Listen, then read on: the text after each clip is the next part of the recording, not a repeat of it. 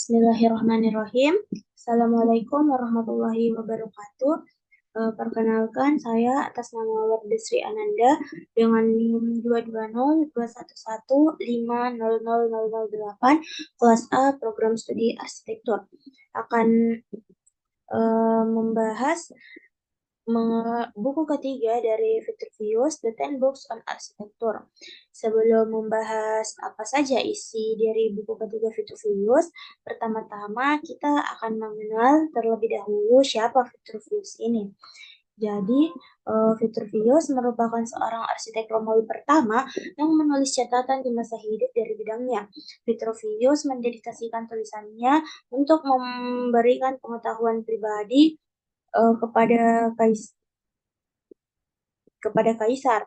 Vitruvius menyatakan dalam bukunya The Architectura bahwa struktur harus menunjukkan 3 kualitas, yaitu firmitas, utilitas, dan vetustas, yang artinya harus solid, berguna, dan indah. Arsitek Romawi dipraktikkan dalam berbagai disiplin ilmu. Dalam istilah modern, hal ini dapat digambarkan sebagai insinyur, arsitek lanskap, seniman, dan pengrajin gabungan. Dalam buku ketiga dari 10 Books on Architecture, kita akan membahas 5 pokok pembahasan. Yang pertama adalah simetri pada kuil dan tubuh manusia. Yang kedua adalah klasifikasi candi. Yang ketiga adalah proporsi antar kolom dan kolom. Yang keempat adalah fondasi dan substruktur candi. Dan yang kelima adalah proporsi basa, modal, dan entablatur dalam tata Maglione. Baik, tanpa membuang waktu, kita akan langsung memasuki pembahasan yang pertama mengenai simetri pada kuil dan tubuh manusia.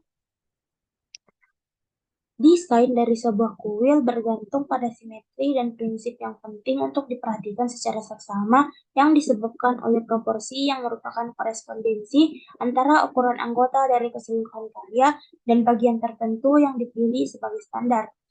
Tanpa simetri dan proporsi, tidak akan terdapat prinsip dalam sebuah desain.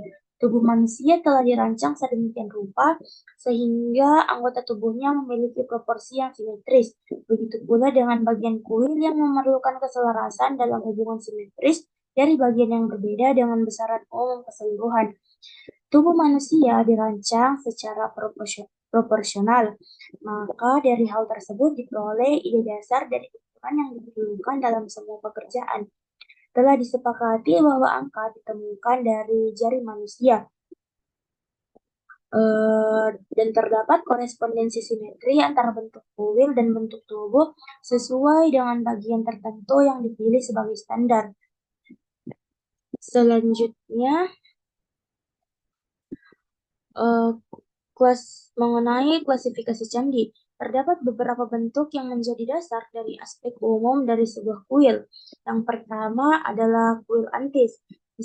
Disebut kuil antis apabila memiliki ante yang dilakukan depan dinding yang melingkupi sela dan diantaranya terdapat 2 kolom dengan pedimen di bagian atas yang dibangun dalam proporsi yang simetris.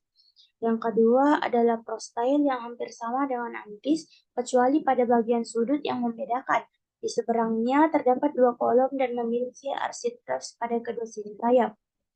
Yang ketiga adalah anti-prostyle yang sama dengan prostyle, tetapi memiliki susunan kolom dan pedimen yang sama pada bagian belakang. Yang keempat adalah peripheral yang memiliki masing-masing 6 tiang pada bagian depan dan belakang dengan 11 tiang pada setiap sisi termasuk tiang sudut.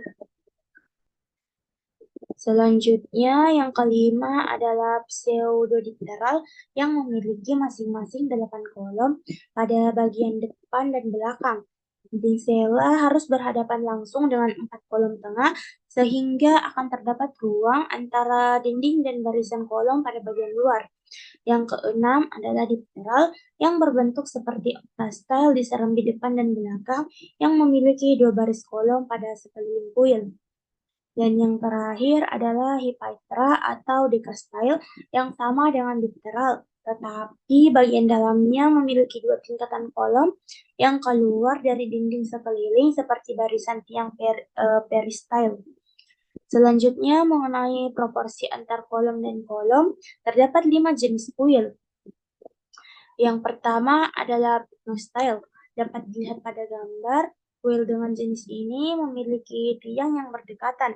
Tinggi kolomnya harus dibagi menjadi 10 bagian dan digunakan untuk ketebalan kolom. Lalu ada C-style dengan interkoloni yang sedikit lebih lebar. Tinggi kolom dibagi menjadi 9,5 bagian dan salah satunya diberikan pada ketebalan kolom. Yang ketiga ada diastyle yang modelnya lebih terbuka. Tinggi kolomnya harus diukur menjadi 8,5 bagian dan ketebalannya ditetapkan pada bagian ini. Lalu ada aerial style yang kolomnya jauh terpisah dari yang seharusnya. Dalam jenis ini kita tidak dapat menggunakan batu atau marmer, tapi harus mempunyai serangkaian balok kayu yang diletakkan di atas kolom. Pada kuil ini, kolomnya harus dibangun sedemikian rupa sehingga ketebalannya adalah 1/8 bagian dari tingginya. Selanjutnya yang terakhir ada E-style yang memiliki interval yang paling tepat. Jenis ini disusun berdasarkan prinsip yang dikembangkan dengan tujuan kenyamanan, keindahan, dan kekuatan.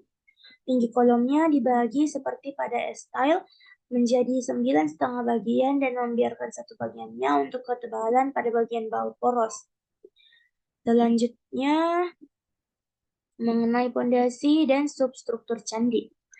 Pondasi pada pekerjaan candi atau kuil perlu digali dari tanah yang kokoh. Jika dapat ditemukan, kemudian dibawa ke tanah tersebut sejauh yang dibutuhkan oleh besarnya sebuah pekerjaan. Struktur di bawahnya harus kokoh sehingga dapat menahan beban yang berada di atasnya. Ketebalan dinding juga harus dipertahankan di atas tanah dan interval antara dinding-dinding yang berbentuk kubah ataupun diisi dengan tanah yang timbun dengan keras untuk menjaga dinding ini terpisah dengan baik.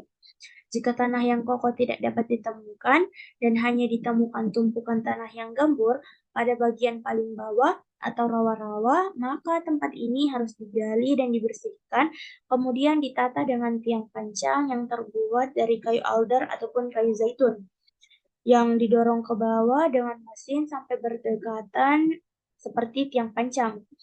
Jaraknya diisi dengan arang sampai akhirnya fondasi diletakkan di atasnya dalam bentuk konstruksi yang paling kokoh.